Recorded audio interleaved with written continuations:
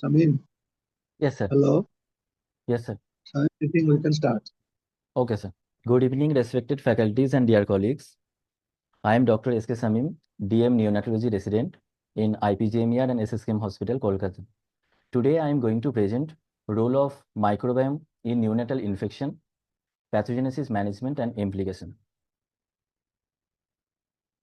These are my learning objectives: introduction, development of microbiota, inflammation and immunity, bioreactor functions, intestinal dysbiosis, implication, newer techniques for microbiota detection, and conclusion.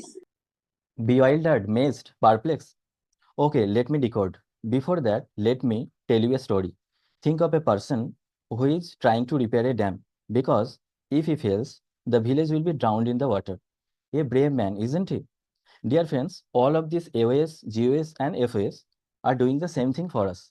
They are complex carbohydrates, they are acidic oligosaccharide, galacto-oligosaccharide, trans-galacto-oligosaccharide, and fructo-oligosaccharides.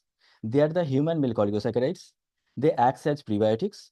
They travel to colon in undigested form without affected by the acidic pH of the stomach or degradation by the host enzymes, where they serve as carbon sources for commensal bacteria in the gut like bifidobacteria, bacteroids, and lactobacilli. Then bacterial fermentation of these human milk oligosaccharides produces short-chain fatty acids. These short-chain fatty acids promote the epithelial barrier integrity and have anti-inflammatory and immunomodulatory functions in the body. Then byproducts generated by human milk oligosaccharide metabolism by the gut microbiota can support the growth of other commensals also through cross-feeding. Let's go to the next slide. The word microbiome was first coined by Nobel Laureate Joshua Lederberg in 2001. Neonatal microbiome is a complex amalgamation of millions of microorganisms harboring inside and outside the body. They reside within host as symbiotic or commensal. They have pivotal role in neonatal physiology and pathology. They are regarded as an invisible organ with its own genetics, weight, immunology, and its role in maintaining the homeostasis. So composition of gut microbiota. 99% of the microbiota comes from 30 to 40 species. There are 4 dominant phyla. These are Firmicutes, Actinobacteria, Proteobacteria, and Bacteroids. Within Firmicute, predominant microbiotas are Lactobacilli, Ruminococcus, Clostridium, Staphylococcus, and Enterococcus. In the Actinobacteria group, predominant organisms are Bifidobacterium, Streptomyces, and Nocardia. In the Bacteroids group, predominant organisms are Bacteroids and Prevotella. But in the Proteobacteria group, Proteobacteria is the pathogenic one, which includes E. coli, Klebsiella, and Pseudomonas. Change in the composition of microbiota. The composition of gut microbiota changes significantly throughout the life, influenced by several factors. Although the fetal gut was thought to be sterile, but recent evidence suggests that fetal gut colonization happens before birth, derived from the mother. Then after birth, from vaginal delivery, predominant organisms are vaginal flora like lactobacilli, bacteroids, bifidobacteria. But in the cesarean delivery, predominant organisms are skin flora like Corynebacterium, Propionibacterium. Then after birth in infancy, in the first month, predominant organism is Enterobacteria. Then in the 6th month, predominant organisms are Bifidobacteria and Bacteroids. Then at 2 years, there is predominancy of the Firmicutes and Bacteroids. So here you can see that with increasing age, there is a diversity of the microbiotas. But after adulthood, there is decrease in diversity.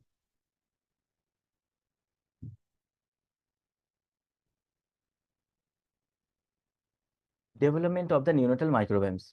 Effective colonization of the gut microbiota begins at birth. Vaginal delivery results in exposure to the maternal vaginal flora, and C-section exposes the neonate to skin and the environmental microbes. But antibiotic use, NICU interventions, feeding types, and different other factors drastically alter the microbiome development and its composition. Predominant route of colonization is the ascending vaginal route. Vaginal flora from the maternal vagina comes to amniotic fluid via the translocation. Then this amniotic fluid is swallowed by the fetus. So this flora comes to the fetal intestine. In healthy term baby, there is diverse group of microbiotas present, but in preterm and low birth weight baby, there is low diversity. Different factors can affect the microbiota development. These are the prenatal factor, perinatal factor, and the postnatal factor. Important prenatal factors are maternal hygiene, maternal dental hygiene, maternal diet, maternal infection, maternal antibiotic use. Perinatal factors are maternal mode of delivery, either it is vaginal or cesarean delivery, time of delivery, either it is preterm or term delivery, and maternal antibiotics use during the perinatal period. Then there are different postnatal factors which affect the microbiota. These are feeding type, either it is breast milk or formula milk, geographical location, family member, host interactions, and mechanical ventilation, invasive central line, indwelling feeding tubes, which all can affect the gut microbiota. Different environmental factors can affect the microbiota. First of all, there is mode of delivery. Vaginal bacteria are predominant in the vaginal delivery, and skin bacteria are predominant in the cesarean section. In cesarean section, there is delayed colonization and decreased abundance of bifidobacteria and bacteroids. Between emergency cesarean section and the elective cesarean section, there is high diversity in infant born via the emergency cesarean section than elective cesarean section. Next factor is gestational age. There is very low microbial diversity, delayed bacterial colonization, especially that of the anaerobic bacteria in preterm babies. Third one is geographical location. Bifidobacterium species highly dominant in infant from the northern European countries, whereas less predominant in Asian and American countries. Fourth is the antibiotic treatment. Due to antibiotic use, there is decreased diversity of the microbiota, and there is alteration in the microbiota pool. Like there is higher proportion of the proteobacteria like E. coli, Klebsiella pseudomonas, and decreased proportion of the bifidobacteria, lactobacillus, and bacteria. The picture above showing the intestinal lumen with presence of diverse group of microbiota, and the picture below showing intestinal lumen with dysbiosis after use of antibiotics. Due to antibiotic use, there is colonization of the intestine with Clostridium difficile, which further cause translocation to intestinal wall, causing fatal colitis. Breast milk and human milk oligosaccharide. Breast milk contain prebiotic, that is human milk oligosaccharides. Human milk oligosaccharides like fructooligosaccharides, galactooligosaccharides, transgalactooligosaccharides, they act as prebiotic, and they block the colonization of the pathogenic bacteria, promote the growth of the beneficial bacteria, and they stimulate the intestinal epithelial cells, so helps in lymphocyte cytokine production and lymphocyte and leukocyte rolling and adhesion.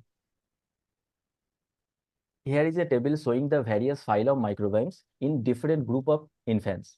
In breastfed baby, predominant gut microbiota is actinobacteria like bifidobacterium. In formula-fed babies, predominant microbiota is proteobacteria like E. coli, Klebsiella pseudomonas. In healthy term baby, predominant organisms are actinobacteria and bacteroids. In healthy preterm baby, predominant organisms are firmicutes and proteobacteria. But in preterm baby with NEC, there is predominancy of the proteobacteria like E. coli, Klebsiella pseudomonas that are pathogenic ones. So what are the functions of microbiota?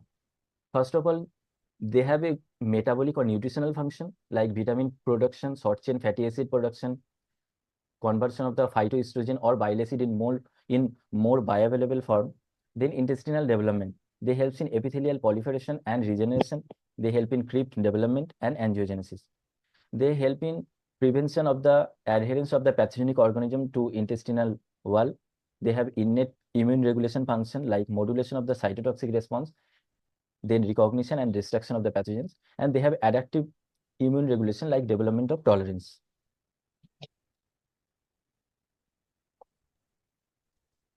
There is a marked abnormal gradient in number and types of the microbes in different regions of intestine. From jejunum to ascending colon, gradually, in more distally, there is abundance of the gut organism, abundance of the gut microbiota. Like in jejunum, predominance is 10 to the power 3, but in ascending colon, it increased to up to 10 to the power 11. Small intestine primarily acts as site of immunoreactivity, and large intestine function as bioreactor. Here in this image, we can see that in normal symbiotic condition, commensal gut microbiota acts as toll-like receptor ligand. They bind to the toll-like receptor present in the cell membrane of the intestinal epithelial cell and cause toll-like receptor basal signaling, which helps in homeostasis of the intestinal surface and robust repair in response to injury. But if good commensal bacteria, there is lack of the commensal bacteria, or there is predominance of the pathogenic bacteria in the gut, this toll-like receptor basal signaling will be affected. So there will be enhanced sensitivity to injury and diminished capacity to induce the repair. So why gut microbiota not affect the host? Because there is a homeostasis between the intestinal lumen and the gut microbiota. That is, there is a compartmentalization for these good commensals. First, there is a dense mucus layer which separates the intestinal epithelium from the resident microbiomes, and then hyperglycosylated mucin or MuC2 present in this dense mucus layer not only offer protection by static shielding but also constrains the dendritic cell towards an anti-inflammatory state. Bioreactor function, I have already discussed in fast before. These are the complex undigestible carbohydrates like human milk oligosaccharides, which act as prebiotics, goes to large gut without affected by the acidic pH of the stomach, hydrolyzation by the gut enzymes, or intestinal absorption. Then they are fermented. Then these human milk oligosaccharides or prebiotics fermented by gut microbiota, and there is production of the short chain fatty acids, predominantly the butyrate, which are called the postbiotics. This acetate, propionate, and butyrate, these are called postbiotics. Short chain fatty acids, what is the function of short chain fatty acid? These short chain fatty acids, mainly the butyrate, acts as energy source for enterocyte. They modulate the gene expression for production of mucin, tight junction proteins. They regulate the T regulatory cell homeostasis and decrease the inflammatory response. And third, they cause activation of the pattern recognition receptor signaling like toll-like receptor and node-like receptor signaling. Why early entry nutrition helps in development of intestinal microbiota? How? Intestinal nutrients can prevent the gut-derived inflammation in premature infant. Parental nutrition without the enteral nutrients may significantly promote the intestinal inflammation. Human milk contains probiotics, which can downregulate the intestinal interleukin 8 production, and it also contains many biologically active components and prebiotics, that is secretory IgA, lactoferrin, peptides, human milk oligosaccharides, which help in growth of the gut microbiota. So human milk, here we can see that human milk can be considered as natural symbiotic. It acts as both prebiotic and postbiotic. Maternal milk, how maternal milk components shape the microbiota. After birth, in newborn, first colonizer is enterobacteriaceae, which is controlled by the immunoglobulin A and lactoferrin. Gradually, there is outgrowth of the bifidobacteria, which is increased by human milk oligosaccharide present in the breast milk. How FIRS, what is FIRS? FIRS is fetal intestine derived inflammation. Fetal inflammatory response syndrome. It can cause preterm birth. When vaginal flora comes to the amniotic fluid and this amniotic fluid is swallowed by the fetus, there may be bacterial translocation and induction of inflammation. This is called fetal inflammatory response syndrome. It can cause premature labor and other neonatal morbidities like neonatal sepsis. Here fetal intestine has been called the motor that drives systemic inflammation and multiple organ failure. Because when fetal intestine is translocated with the pathogenic bacteria, there will be increased uterine contractions and there will be premature labor. How prematurity affect the gut microbiota? In preterm baby, there is a low diversity in bacterial ecosystem. There is delayed bifidobacteria colonization, and there is generalized inflammatory response associated with presence of pathogenic bacteria due to altered bacterial composition and increased nicotine. Exacerbated immune response impacting the intestinal barrier, causing the bacterial translocation and risk of the sepsis and NEC. Here in this image, we can see how intestinal dysbiosis happens here.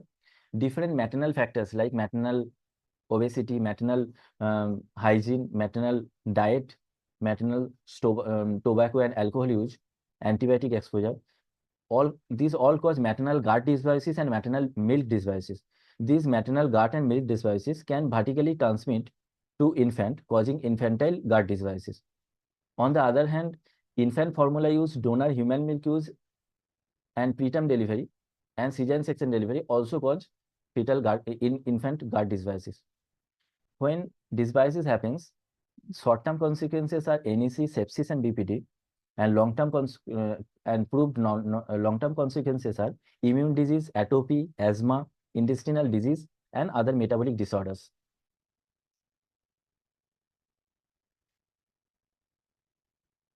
Here in this image, we can see that how dysbiosis or altered bacterial flora cause NEC. When bacterial flora is altered due to dysbiosis by many factors, there will be decreased mucus coat, there will be decreased mucus protein production, there will be altered enterocyte membrane and tight junction, there will be abnormal increased toll-like receptor 4 expression, and there will be increased endoplasmic reticulum stress. And there will be increased epithelial permeability. This all affect the immature mucosal immune system of the preterm baby, causing gut injury followed by NEC. Bloom of proteobacteria and development of NEC.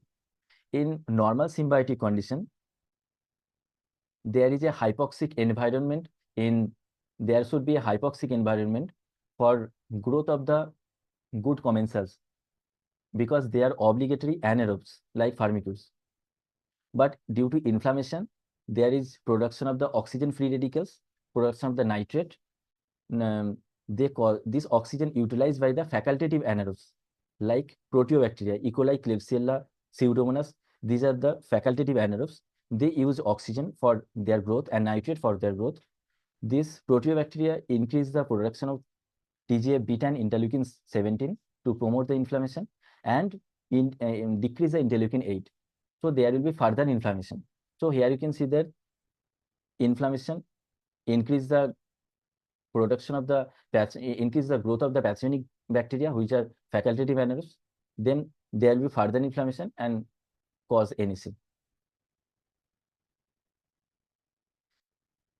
Here I will discuss about the gut-brain axis, how gut-brain axis interacts.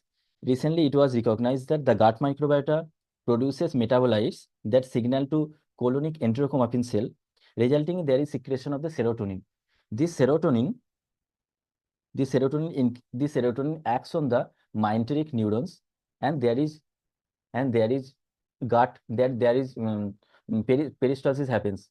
This serotonin and the other neurotransmitter like GABA produced by the gut microbiota also acts on the area prostema region of the brain, which present in the floor of the midbrain and helps in development of the brain and synaptogenesis. Then there is a symbiotic, and I have already discussed before, there is a symbiotic environment present between the intestinal lumen and the gut microbiota due to beta oxidation. Beta oxidation cause hypoxic environment in the gut, but when dysbiosis happens, this metabolism is overtaken by the glycolysis. So there will be production of oxygen, and there will be bloom of the pathogenic organisms. These pathogenic organisms like proteobacteria produce lipopolysaccharides. These lipopolysaccharides act on the toll-like receptor present in the intestinal epithelial cell membrane and cause activation of the NFKB, nuclear factor kappa B receptor pathway, causing cytokine release, and this cytokine acts on the area postema region of the brain in the floor of the midbrain, causing and affect the synaptogenesis and brain development. Next, gut-lung axis. In ventilator-associated pneumonia, lung microbiota dysbiosis happens, and if lung microbiota dysbiosis happens, it can also affect the intestinal microbiota dysbiosis. Here are some evidence regarding the probiotic use. Probiotics for the this study published in Frontier of Nutrition in 2023 regarding probiotics for the prevention of mortality and sepsis in preterm VABW units from low and middle income countries. This is a Bayesian network meta-analysis. In this meta-analysis, 29 RCT enrolling 4,900 neonates and evaluating 24 probiotics are included. And they compared, when compared to placebo, the combination of Bifidobacterium longum, Bifidum infantis, and Acidophilus may reduce the risk of mortality, sepsis, and NEC. Mortality, sepsis, and NEC are decreased, but evidence is very uncertain. Then second study is effectiveness and risk of probiotics in preterm infants. This is published in Journal of Pediatrics in 2025. And here in this observational study, 32,000 eligible infants born before 34 weeks of gestation received probiotic and conclusion, there is probiotic use in the Canadian neonatal unit were associated with decreased mortality in infants born before 34 weeks of gestation and with a birth weight of less than 1,000 grams, with a limited effects on NEC and late onset sepsis. And probiotic sepsis was rare. Next, in this is a recent trial. This is a recent study under trial. Poo milkshake boosts the microbiome of C-section babies. Giving a fecal transplant to children born by the cesarean section have shown promising results in early trials. Feeding a baby born by the cesarean section with milk containing a tiny bit of their mother's poo introduces beneficial microbes to their gut, according to this clinical trial under study. Next, probiotic. There are some concerns regarding the probiotic use,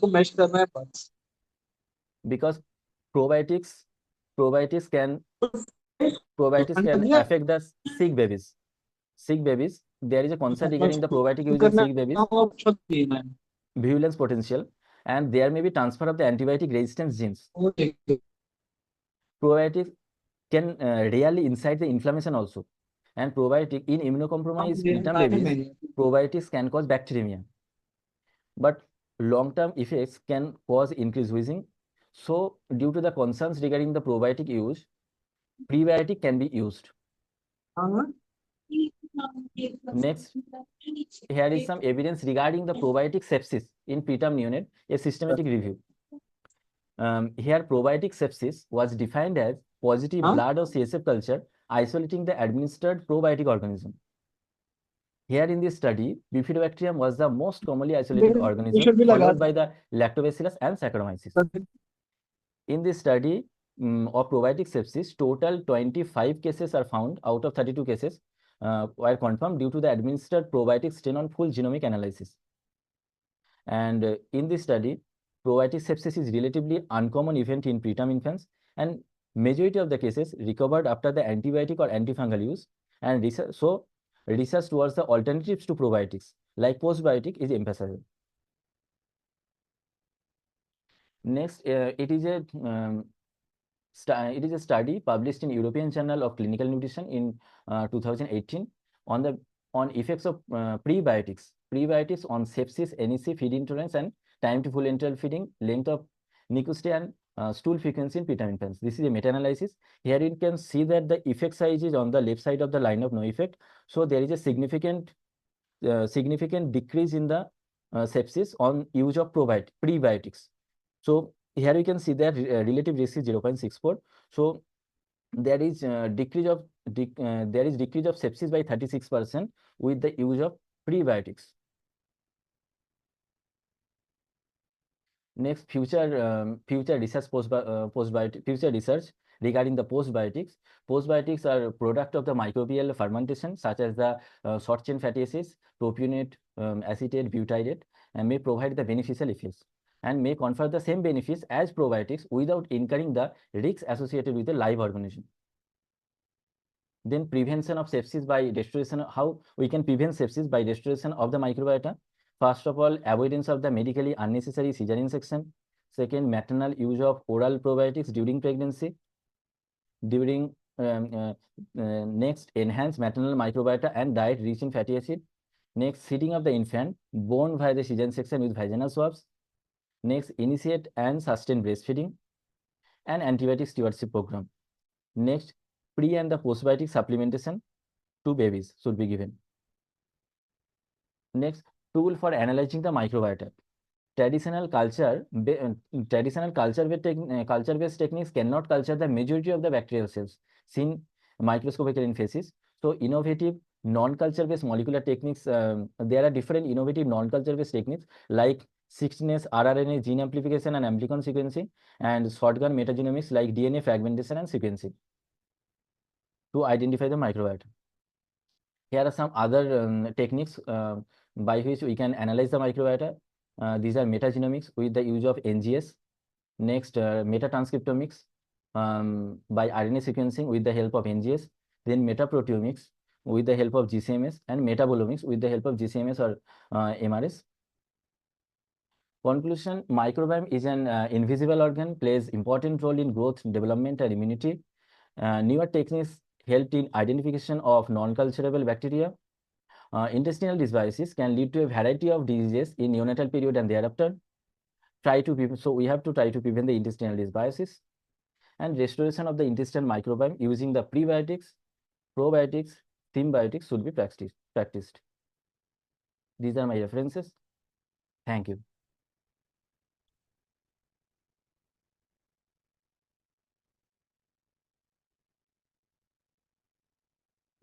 Thank you, Shamim, Thank you, sir. for a short and crisp presentation of microbiota. I think Dr. Shamim has talked about the biology of microbiome. How does it help? He also emphasized fetal gut, as all of us know that fetal gut is sterile, but it is not so.